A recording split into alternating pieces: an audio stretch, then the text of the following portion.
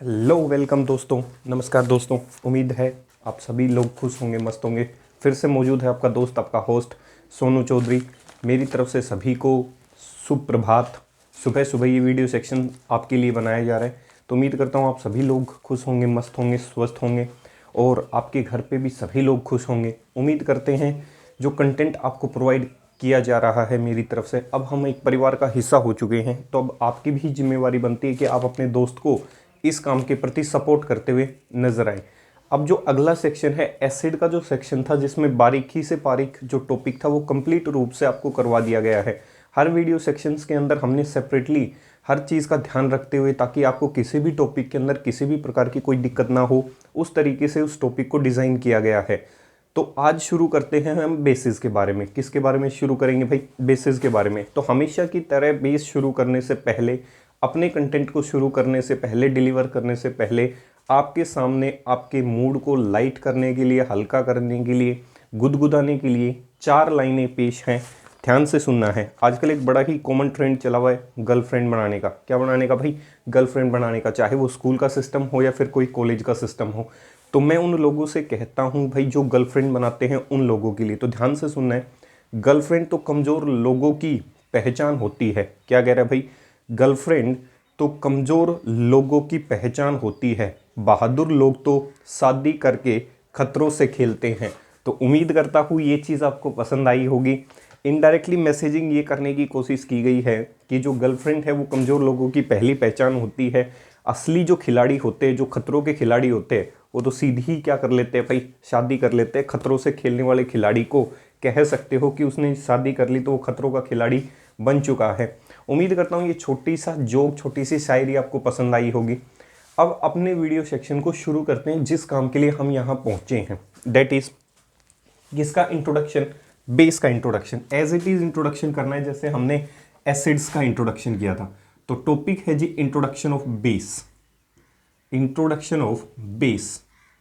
Base को हिंदी में क्षार कहा जाता है।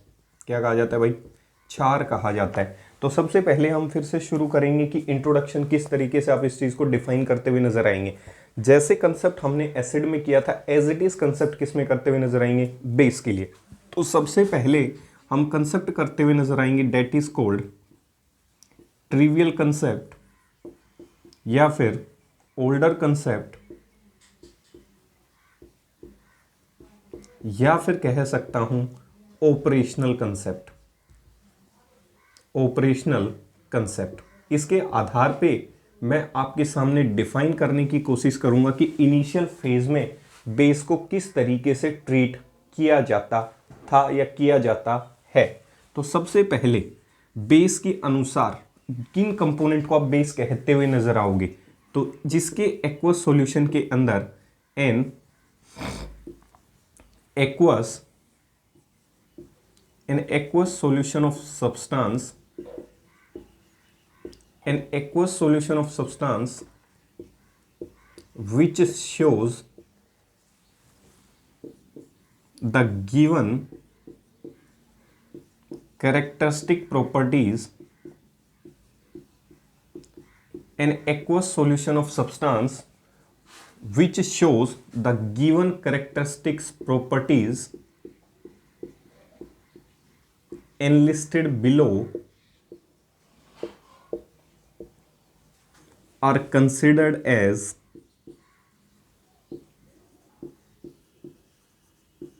a base। भाई किसी का आपने एक्वस सॉल्यूशन तैयार किया और उसके अंदर ये निम्नलिखित विशेषताएं जो नीचे आपको लिखवाई जाएंगी, अगर ये देखने को मिलती हैं तो उसके एक्वस सॉल्यूशन को मैं कैसा कह सकता हूं? बेसिक कह सकता हूं। और उस गिवन कंपोनेंट को क्या कह सकता हूं? बेस। भाई आपने कोई एक्वस सॉल्यूशन तैयार किया होगा, अगर वो एक्वस सॉल्यूशन ये गिवन विशेषताएं, गिवन कैरेक्टरिस्टिक्स, गिवन प्रॉपर्टीज को एक्सप्लेन कर पाता है तो उसका सॉल्यूशन कैसा रहा होगा? बेसिक। और उसे मैं क्या कह सकता हूं? बेस कह सकता हूं। तो सबसे पहले पहली कैरेक्टरिस्टिक्स किसके आधार पे? टेस्ट के आधार पे। On the basis of test. भाई टेस्ट के आधार पे क्या माना गया? Which are bitter in taste। Bases उन्हें कह सकते हो, बेस उसे कह सकते हो जो चखने में कैसा रहा होगा, कड़वा रहा होगा। एसिड में भी आपको समझाया था। जो ये टेस्ट की परिभाषा है, डेफिनेशन है, बहुत पहले इसको बंद कर दिया गया था। क्यों? क्योंकि हर एक चीज को मैं क्या नहीं कर सकता, टेस्ट नहीं कर सकता, चख नहीं सकता। जैसे एसिड पॉइजनस हो सकती हैं, तो ऐसे हो भी सकता है कि आपके कोई बेस ऐसा रहा हो जो क्या रहा होगा, टॉक्सिक, आपकी स्किन के लिए क्या कर सकता है, नुकसानदायक हो सकता है। इसीलिए जो टेस्ट का पैमाना है, इसको कुछ समय पहले क्या कर दिया गया, बंद कर दिया गया। तो जर्नल डेफिनेशन क्या कहती है जी, जो चखने में क्या रहे होंगे, कड़वे रहे होंगे, bitter in taste, such species are called bases. दूसरा दूसरा क्या कह सकता हूं, आपका लिटमस टेस्ट दिखाएं। एसिड क्या करती थी, turns blue litmus to red. Base क्या करेंगे, if solution if solution is basic, then it will turn red litmus to blue litmus। Acid क्या करती है, एसिड करती है blue litmus to red, base उसका उल्टा, रेड लिटमस टू किस में कन्वर्ट करता हुआ नजर आएगा, किसके अंदर, ब्लू लिटमस के अंदर कन्वर्ट करता हुआ नजर आएगा। इंडिकेटर्स की क्लास बची हुई है, उसको सेपरेटली इंडिकेटर्स के लिए एक टॉपिक बनाया जाएगा, उसमें कवर करवा दिया जाएगा, तो टेंशन लेने की आवश्यकता नहीं है, इधर देखना है तब तक। तीसरा तीसरा क्या कह सकता हूं भाई, तीसरा कह सकता हूं कि आपको when an active metal, active metal क्या होती है, जिन मेटल्स की रिएक्टिविटी बहुत अधिक होती है, कह सकता हूं highly reactive metals. When active metals जो क्या होती है, highly reactive metals, when active metals are treated with base, are treated with a base, evolution of hydrogen gas take place. अगर किसी एक्टिव मेटल को ट्रीट करवाया आपने, किसके साथ, किसी बेसिक सॉल्यूशन के साथ, मैं डिटरमिन कर रहा हूं, मान रहा हूं कि सॉल्यूशन कैसा रहा होगा, बेसिक। अगर किसी बेसिक सॉल्यूशन में मैं एक्टिव मेटल डाल देता हूं, तो उसके एक्वस सॉल्यूशन से कौन सी गैस इवोल्व होती हुई नजर आएगी, हाइड्रोजन गैस इवोल्व होती हुई नजर आएगी। तो ये कुछ बेसिक पैमाने हैं जिसके आधार पे आप आसानी से क्या कर सकते हो, उस चीज को ध्यान रख सकते हो। दूसरा, अगर कोई सॉल्यूशन बेसिक रहा होगा तो पक्का है कि वो किसकी प्रॉपर्टी को डिस्ट्रॉय कर सकता है, एसिड की प्रॉपर्टी को डिस्ट्रॉय कर सकता है। अगर मैं किसी बेस की प्रॉपर्टी को क्या करना चाहता हूं, पता करना चाहता हूं, तो ऊपर से उसके सॉल्यूशन में क्या डाल दूं, एसिड, तो कह सकता हूं कोई भी एसिड आसानी से उस बेस की प्रॉपर्टी को क्या करवा सकती है, डिस्ट्रॉय करवा सकती है। इफ द सॉल्यूशन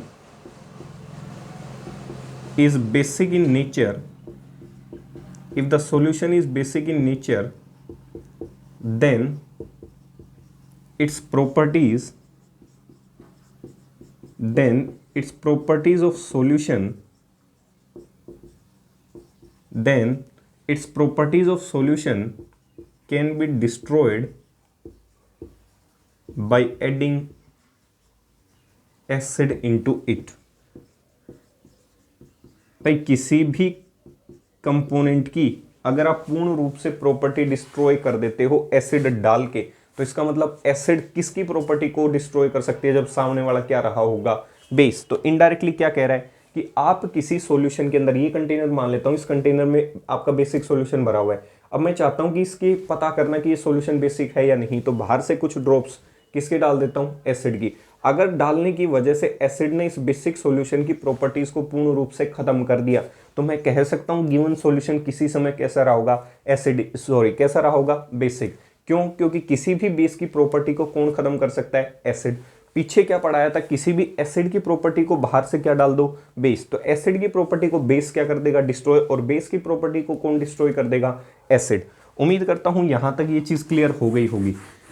छठा, अगर उसका एक्वस सॉल्यूशन रहा होगा, अगर उसका सॉल्यूशन बेसिक रहा होगा, तो उसका एक्वस सॉल्यूशन आसानी से इलेक्ट्रिसिटी को क्या कर सकता है, कंडक्ट कर सकता है। An aqueous solution, an aqueous solution of base easily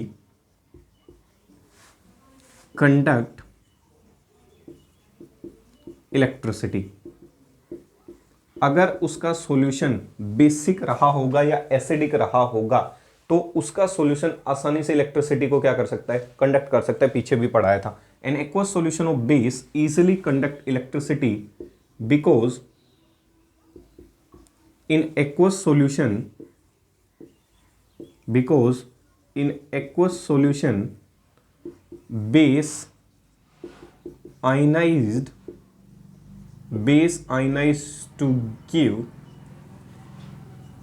base ionized to give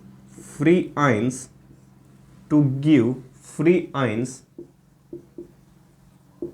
in their solution. Hence these free ions easily conduct electricity. अगर उसका सॉल्यूशन बेसिक रहा होगा, एक्वस सॉल्यूशन, आपको पता है कि किसी भी चीज का एक्वस सॉल्यूशन जब तैयार करते हैं तो एक्वस सॉल्यूशन के अंदर कोई भी चीज क्या कर जाती है, फर्निश कर जाती है, टूटना पसंद करती है। किसकी फॉर्म में, आयंस की फॉर्म में। अगर उसका एक्वस सॉल्यूशन रहा होगा बेस का, अगर सॉल्यूशन बेसिक रहा होगा, आपने एक्वस सॉल्यूशन में तैयार किया होगा, तो बेस आयनाइज हो जाता है, क्या प्रोड्यूस कर देता है, आसानी से आयंस प्रोड्यूस कर सकता है। एक कैटाइन रही होगी, एक एनाइन रही होगी। तो ये जो फ्री आयन होती हैं ये रिस्पॉन्सिबल होती हैं किसी भी इलेक्ट्रिकल कंडक्टेंस को कंडक्ट करने के लिए। तो उम्मीद करता हूं ये कंसेप्ट यहां तक क्लियर हुआ होगा। अगर एसिड का सॉल्यूशन होगा तो वो भी इलेक्ट्रिसिटी कंडक्ट करता हुआ नजर आएगा। बेसिक का सॉल्यूशन है, बेस सॉल्यूशन है, तो वो भी इलेक्ट्रिसिटी को क्या करता हुआ नजर आएगा, कंडक्ट करता हुआ नजर आएगा। तो ये कुछ एक पैमाने हैं जिसके एक्वस सॉल्यूशन में अगर ये विशेषताएं ही देखने को मिलती हैं तो हो सकता है कि वो किसकी तरह काम कर रहा हो, एक बेस की तरह काम कर रहा होगा। तो उम्मीद करता हूं यहां तक जो आपको ये कंसेप्ट था, ट्रिवियल कंसेप्ट या फिर क्लासिकल कंसेप्ट या फिर ओल्डर कंसेप्ट या फिर आप क्या कह सकते हो भाई इसे, ऑपरेशनल कंसेप्ट, उम्मीद करता हूं बेस का ये कंसेप्ट आपको क्लियर हुआ होगा। तो यहां तक चीज़ें क्लियर होने के बाद आगे चलते हैं इसी वीडियो सेक्शन के सामने। दूसरा जो सेक्शन है जो किसके द्वारा दिया गया, डेट इज कॉल्ड बेस की क्लासिफिकेशन, डेट इज अर्हेनियस कंसेप्ट। ये इंपॉर्टेंट कंसेप्ट है भाई, इसके आधार पे आपको पेपर में डिफाइन करना है कि बेस होते क्या हैं। सही है भाई, उम्मीद करता हूं यहां तक आपको चीज क्लियर हो गई होगी। देखो अर्हेनियस कंसेप्ट क्या कहता है, अर्हेनियस कंसेप्ट के अनुसार बेसिस क्या होते हैं। According to Arrhenius concept,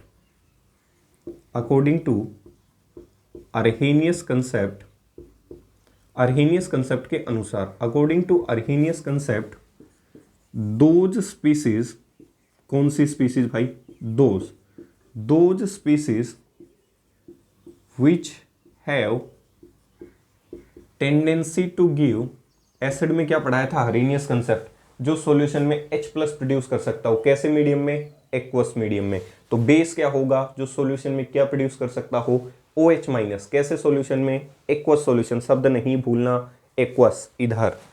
according to Arrhenius concept, those species which have tendency to give OH- ion, या फिर इसे आप क्या कह सकते हो, hydroxyl ion, to give OH- ion in their aqueous solution is called as base।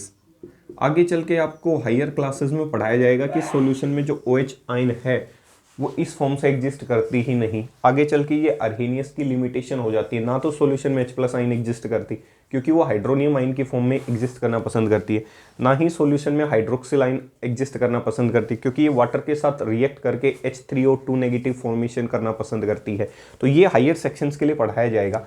फिलहाल आपको ये समझना है कि हाइड्रोक्सिल आयन जो प्रोड्यूस कर सके सॉल्यूशन के अंदर, जो OH- आयन प्रोड्यूस कर सके, कैसे सॉल्यूशन में, उसके खुद के एक्वस सॉल्यूशन में, उस चीज को आप केमिस्ट्री में आसानी से क्या कह सकते हो, बेस। अगर एक्वस सॉल्यूशन शब्द नहीं लिखा, आपने एक्वस में मीडियम तैयार नहीं किया, तो जरूरी नहीं कि वो हमेशा किसका काम करता हुआ नजर आए, बेस का काम करता हुआ नजर आए। जैसे फॉर एग्जाम्पल कुछ एक इम्पोर्टेंट एग्जाम्पल ले लेते हैं भाई, जैसे कास्टिक सोडा, कॉमन नेम बता रहा हूँ भाई। कास्टिक जो सोडा होता है उसे केमिस्ट्री में NaOH कहा जाता है।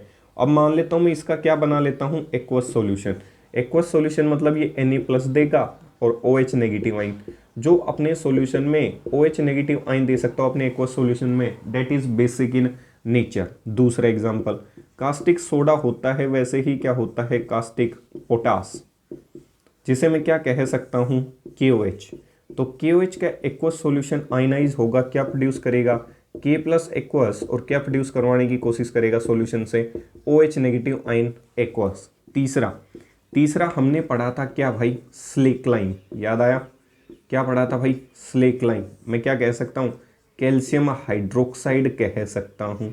क्या कह सकता हूँ, कैल्शियम हाइड्रोक्साइड, सही है। और कैल्शियम हाइड्रोक्साइड का जब एक्वस सॉल्यूशन तैयार करेंगे तो किस में कन्वर्ट हो जाएगा, Ca2+ एक्वस में, प्लस किस में कन्वर्ट हो जाएगा, 2OH नेगेटिव माइनस किस में, एक्वस के अंदर। तो ये कुछ एक एग्जाम्पल है, ऐसा नहीं यही एग्जाम्पल है, ऐसे बहुत सारे एग्जाम्पल हैं। चार्जेस जब सिखाए थे तो वहाँ फॉर्मूले बनाने सिखाए थे। चौथा, आप कह सकते हो जो पोटाशियम हाइड्रोक्साइड के साथ जो लिथियम हाइड्रोक्साइड होता है उसका एक्वस सॉल्यूशन जब तैयार करेंगे तो वो भी कैसा होता है भाई, आपका OH नेगेटिव आयन प्रोड्यूस करवा देता है। तो कह सकता हूँ ये भी सॉल्यूशन में किसका काम कर रहा होगा, बेस का। इसके बाद मैग्नीशियम हाइड्रोक्साइड जो होता है वो भी किसका काम कर सकता है, आपके बेस का काम कर सकता है, क्योंकि ये भी सॉल्यूशन में क्या प्रोड्यूस कर रहा है, OH नेगेटिव आयंस प्रोड्यूस कर रहा है। मैग्नीशियम हाइड्रोक्साइड को केमिस्ट्री में मिल्क ऑफ मैग्नीशिया कहा जाता है। क्या कहा जाता है भाई, मिल्क ऑफ मैग्नीशिया। किसका काम करता है, यूज्ड एज ए एंटा एसिड। पीछे पढ़ाया था कंसेप्ट में, एंटा एसिड्स वो होती हैं जो एसिडिटी के विरुद्ध, आपके शरीर में किसी भी प्रकार की एसिडिटी जो हो चुकी है उसको न्यूट्रलाइज करने के लिए बाहर से डाले जाने वाला कंपोनेंट जो क्या कहलाता है केमिस्ट्री में, एंटा एसिड कहलाता है। तो एसिड का जो प्रतिद्वंदी है जो उसे रोकने की कोशिश करेगा वो बेस है। तो magnesium hydroxide is a antacid, जिसे मिल्क ऑफ मैग्नीशिया के नाम से जाना जाता है।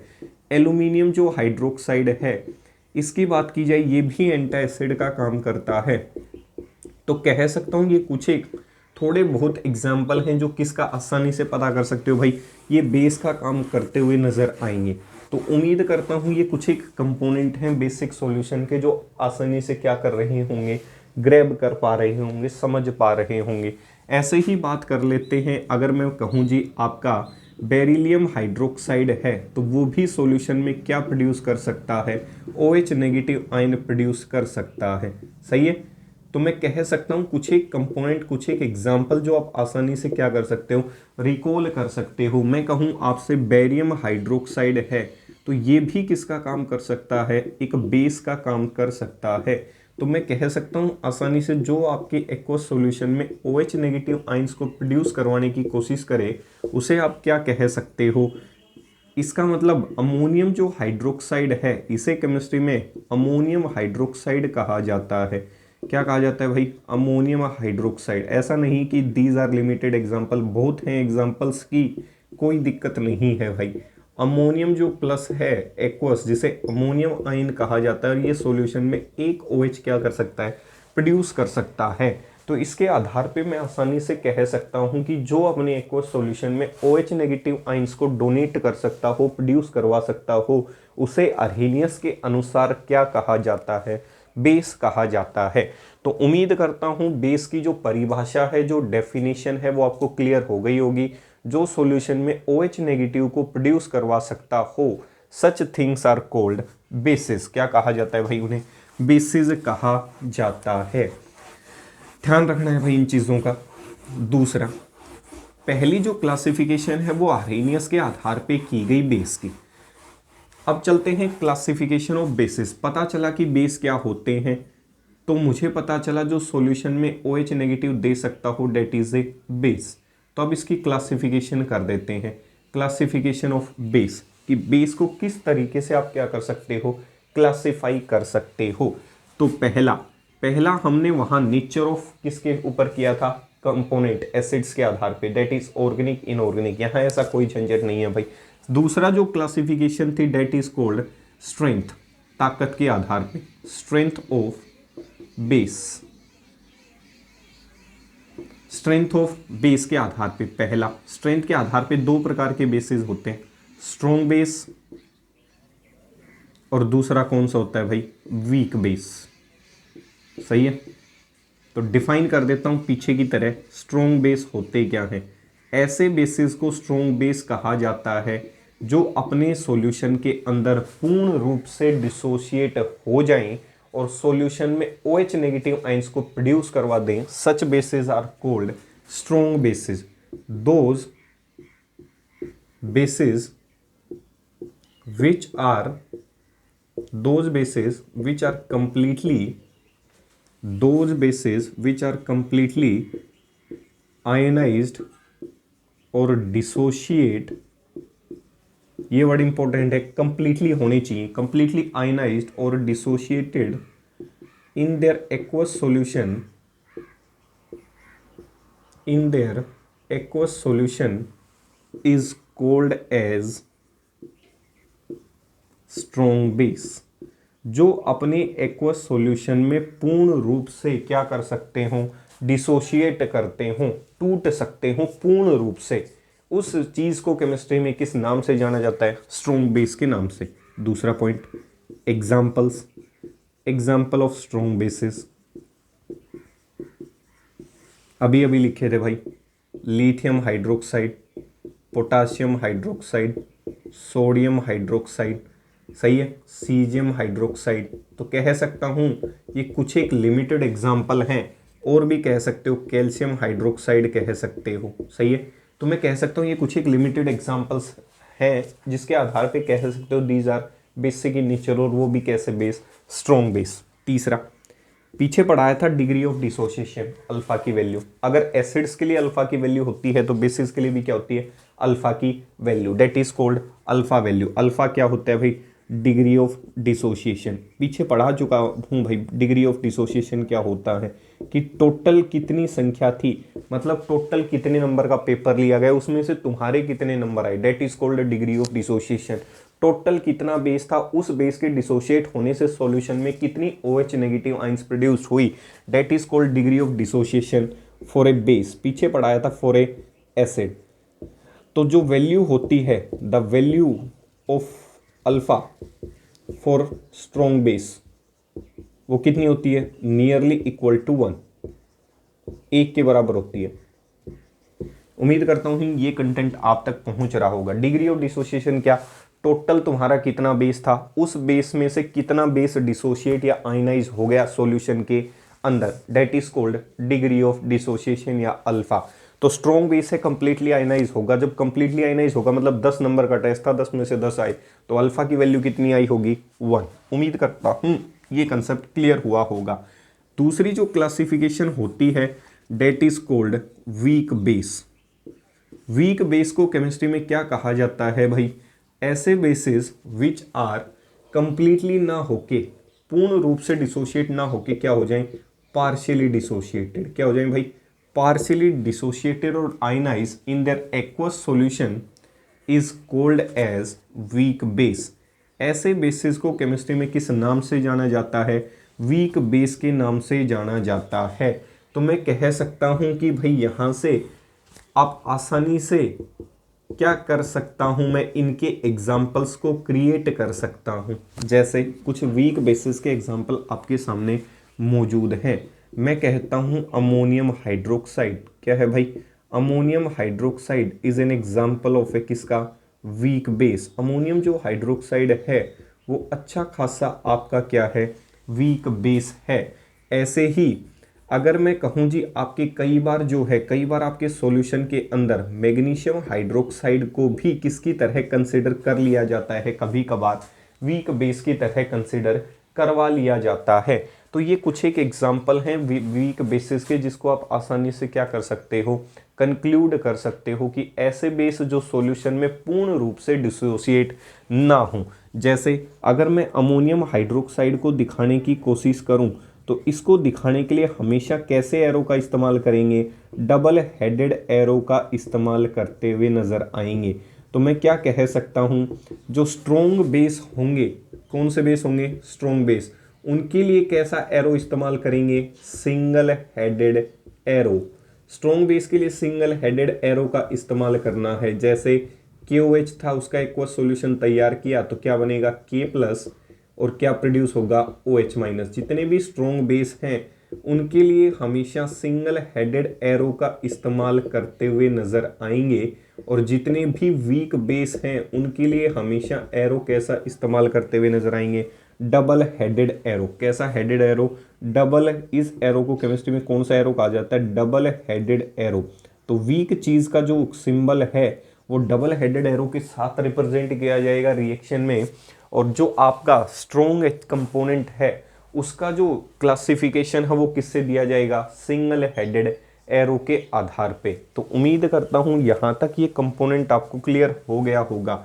दूसरा जो एग्जांपल ले सकते हो that is called aluminium hydroxide भी ले सकते हो। क्या ले सकते हो भाई, एल्यूमिनियम हाइड्रोक्साइड। जो एल्यूमिनियम हाइड्रोक्साइड है वो भी एक वीक बेस है।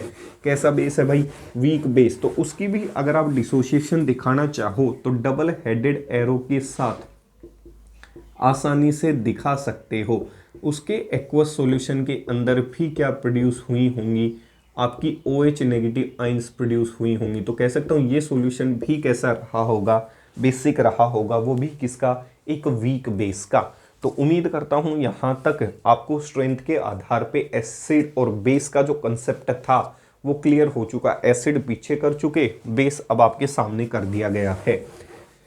अगली जो क्लासिफिकेशन आती है, दूसरी क्लासिफिकेशन, वो होती है बेस्ड ऑन एसिड की एसिडिटी होती है, बेस की होती है एसिडिटी। बेस की एसिडिटी होती है, एसिड की बेसिसिटी होती है। क्लासिफिकेशन नंबर 2 की बेस को क्लासिफाई किया जाए किसके आधार पे, एसिडिटी के आधार पे। तो एसिडिटी होती क्या है, एसिडिटी होती है कि जी, एसिडिटी का मतलब क्या होता है, it is define as, basicity क्या थी, एक मॉलिक्यूल के द्वारा कितने H प्लस आयन दिए गए, that is called basicity. Acidity में क्या होगा, H प्लस नहीं होगा, क्या होगा, OH minus. It is defined as the number of OH negative ion given by one molecule. It is defined as the number of OH negative ion given by one molecule is called acidity. एक molecule के द्वारा कितने OH negative ion की संख्या दी गई उसे chemistry में base की एसिडिटी कहा जाता है। तो उम्मीद करता हूं एसिडिटी के आधार पे आपको ये चीज क्लियर हो गई होगी। तो एसिडिटी के आधार पे आप क्लासिफाई कर सकते हो कैसे, on the basis of acidity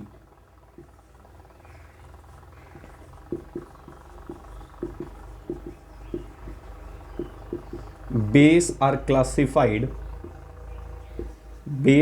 classified into, इनको भी आप फर्दर क्लासिफाई कर सकते हो किसमें, एसिड के लिए तक, एसिड के लिए क्या था, मोनो बेसिक एसिड, इसमें शब्द चेंज हो जाएगा, क्या होगा, mono acidic base.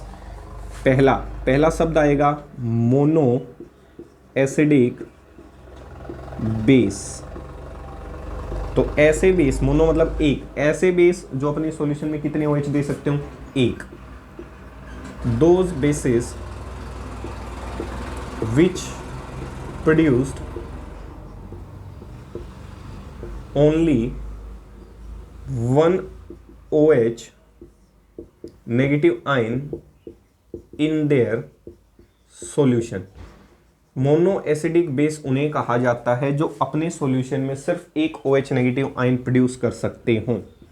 Term important है भाई, NaOH कितने देगा, एक। तो कह सकता हूं NaOH is an example of A mono acidic base. LiOH जो सिर्फ एक OH देता हो, संख्या कितनी होनी चाहिए OH की, सिर्फ एक। मैं कहूं KOH, पीछे जितने भी एग्जाम्पल लिखवाए थे जिनके पास एक H प्लस है वो सारे किसके एग्जाम्पल हैं, मोनो एसिडिक बेस के एग्जाम्पल हैं। मैं कहूँ सीजियम हाइड्रोक्साइड, तो ये भी किसका एग्जाम्पल है, आपका मोनो एसिडिक बेस का एग्जाम्पल है, क्योंकि ये अपने सॉल्यूशन में कितना OH प्रोड्यूस कर रहा है, एक OH प्रोड्यूस कर पा रहा है। दूसरा, इसके लिए अमोनियम हाइड्रोक्साइड, मैं पूछूं अमोनियम हाइड्रोक्साइड कैसा है, भाई अमोनियम जो हाइड्रोक्साइड है वो भी कैसा है, मोनो बेसिक है, सॉरी मोनो एसिडिक बेस है। तो इसका मतलब मैं आसानी से कह सकता हूँ जो सॉल्यूशन में एक OH प्रोड्यूस कर सकते हैं उन्हें मोनो एसिडिक बेस कहा जाता है। देखो याद करो, एसिड्स में क्या बताया था, मोनो बेसिक एसिड। अब की बार चेंज करना है, मोनो बेसिक की जगह एसिडिक, और लास्ट में क्या आएगा, बेस। वहां क्या था, मोनो एसिडिक बेस, यहां क्या होगा, वहां क्या था, मोनो बेसिक एसिड, यहां क्या होगा, मोनो एसिडिक बेस। दूसरा होता है diacidic base. Diacidic base, ऐसे बेस जो अपने सॉल्यूशन में कितने OH नेगेटिव आयन प्रोड्यूस करवा सकते हो, 2 OH नेगेटिव आयंस प्रोड्यूस करवा सकते हो, उन्हें आप क्या कह सकते हो, डाया एसिडिक बेस कह सकते हो। उदाहरण के लिए कैल्शियम हाइड्रोक्साइड है, सही है भाई, कितने OH प्रोड्यूस करवा सकता है, 2 OH प्रोड्यूस करवा सकता है अपने सॉल्यूशन के अंदर। एसिड्स के लिए फिर से बता रहा हूं, एसिड की तरह उल्टा चलना है। एसिड के लिए क्या था, मोनो बेसिक एसिड, यहां क्या होगा, मोनो एसिडिक बेस। गच्चा मत खा जाना भाई, मैग्नीशियम हाइड्रोक्साइड, मैग्नीशियम 2+ और 2OH-। सही है भाई, उम्मीद करता हूं यहां तक ये चीज क्लिक कर पा रही होगी आपके, जो सॉल्यूशन में कितने OH प्रोड्यूस कर पाए, 2। ऐसे ही होता है ट्राया एसिडिक बेस। ट्राया एसिडिक बेस, ऐसे बेसिस जो अपने सॉल्यूशन में कितनी OH आयंस प्रोड्यूस करवा सकते हो, 3 OH आयंस प्रोड्यूस करवा सकते हो। उन्हें केमिस्ट्री में आपकी एसिडिटी के आधार पे ट्राया एसिडिक बेस के नाम से जाना जाता है। उदाहरण के लिए सबसे अच्छा और सटीक आसान उदाहरण है एल्यूमिनियम हाइड्रोक्साइड। ये अपने सॉल्यूशन में क्या प्रोड्यूस करवाएगा, Al3+ 3 OH नेगेटिव आयन। तो एक ऐसी स्पीसीज की एसिडिटी जिसकी वजह से सॉल्यूशन में 3 OH नेगेटिव आयंस इंट्रोड्यूस हो गई, ऐसी बेस को आप केमिस्ट्री में किस नाम से जान सकते हो, ट्राया एसिडिक बेस के नाम से जान सकते हो। तो उम्मीद करता हूं यहां तक ये सेक्शन क्लियर हो गया होगा। इसके बाद का जो अगला सेक्शन क्रिएट किया जाएगा, that is called properties of bases, separately करवाया जाएगा विद केमिकल रिएक्शन। फिर सेपरेटली आपको करवाया जाएगा डिटेल के अंदर सोल्ट्स के बारे में। किसके बारे में, सोल्ट्स के बारे में, that is called neutralisation reaction and types of salt and classification of salt. उसके बाद जो इंपॉर्टेंट सेक्शन है, प्रिपरेशन है हमारे सिलेबस के अंदर, कि बेकिंग सोडा जो है, जो वॉशिंग सोडा है, प्लास्टर ऑफ पेरिस जो है, जो जिप्सम है, क्लोरल्कली प्रोसेसेस हैं, उन सभी के बारे में आपको अवगत करवाया जाएगा। तो उम्मीद करता हूँ ये सेक्शन यहाँ तक आपको पसंद आया होगा। हमेशा की तरह जानने से पहले आपके सामने एक जोक फिर से मौजूद है, ध्यान से सुनना है। जोक क्या है, एक दिन भगवान ने एक आदमी की मेमोरी डिलीट कर दी। क्या कर दी भाई, एक दिन भगवान ने एक आदमी की मेमोरी डिलीट कर दी। फिर उससे पूछा, क्या तुम्हें कुछ याद है। भाई आदमी की मेमोरी को डिलीट कर दिया गया, किसके द्वारा, भगवान के द्वारा। और क्या पूछा गया, क्या तुम्हें पीछे का कुछ याद है। आदमी ने अपनी पत्नी का नाम बता दिया, आदमी ने अपनी पत्नी का क्या कर दिया, नाम बता दिया। भगवान हंसकर बोले, पूरा सिस्टम फॉर्मेट कर दिया पर फिर भी वायरस रह गया। तो उम्मीद करता हूँ ये चीज़ आपको यहाँ तक पसंद आई होगी। साधारण सा है भाई, एक प्रकार का वायरस होता है, इसके अनुसार, इस जोक के अनुसार कि भगवान ने सारा फॉर्मेट उस व्यक्ति का डिलीट कर दिया, लेकिन उस वायरस को डिलीट नहीं कर पाए, जिसे वो क्या कहते हैं, शादी कहते हैं। Just a joke apart. उम्मीद करता हूँ ये चीज़, कंटेंट आपको पसंद आ रहा होगा। अब थोड़ी सी मोरल रिस्पॉन्सिबिलिटी आपकी भी बनती है कि मुझे इस चीज़ के लिए सपोर्ट करते हुए नजर आएँ। अगर कंटेंट बेहतर नज़र आ रहा है तो ज़्यादा से ज़्यादा लाइक करें, शेयर करें, सब्सक्राइब करें। तब तक के लिए आपका दोस्त, आपका होस्ट सोनू चौधरी आपसे विदा लेना चाहेगा। तब तक के लिए स्वस्थ रहें, मस्त रहें। जय हिंद, जय भारत।